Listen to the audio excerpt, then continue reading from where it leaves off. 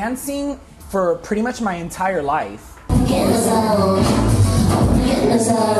That's how I really got my start too, like doing drag contests, which oddly enough I'm hosting now. It's always good to see like the new queens that are coming out, and especially to have someone like that I can be here and like help them and be like, okay, look, do this, don't do that, because there's a lot of queens out there that are very like evil and like shady, and they won't help you out.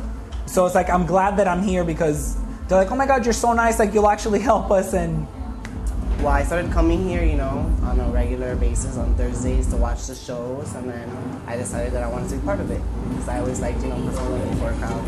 I was inspired by seeing all these, you know, drag queens and transsexuals coming and doing their thing, and, you know, they weren't shy about it and they were comfortable, so I was like, they inspired me. I was just like, if they can do it, I can do it. Yeah, my friends are here to cheer me on, that support me.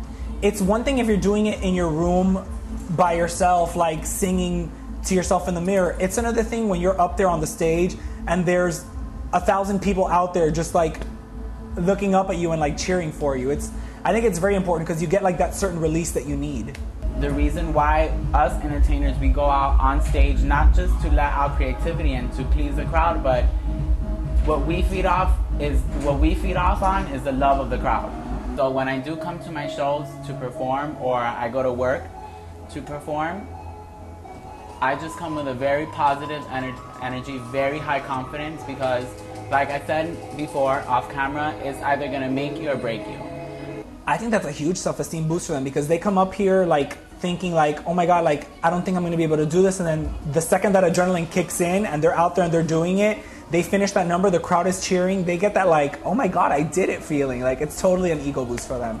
A lot of people have a certain misunderstanding about drag queens. They think if you're a drag queen that you're automatically gonna be extremely feminine, that you're gonna be into partying 24/7. So it's like, I'm always out there fighting to put like the most positive image out there for them, like to show them like, look, you can do this and still be quote unquote normal or have like a regular day-to-day life. Drag has paid for school. Drag has paid for school and drag is paying for law school. Lawyer by day, drag queen by night, who knows? CeeLo Ivy is just one person. I don't feel I have an alter ego because I am who I am outside, you know, off stage, on stage.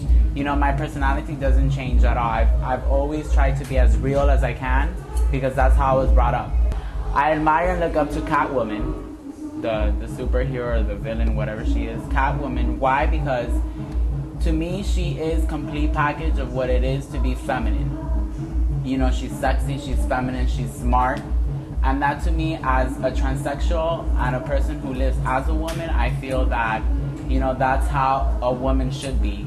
Smart, sexy, sophisticated, and confident in who she is. You only live one life. I thought about it for a long time, and you really have to do what makes you happy and just forget about what the world thinks, because at the end of the day, you have to make yourself happy and not them.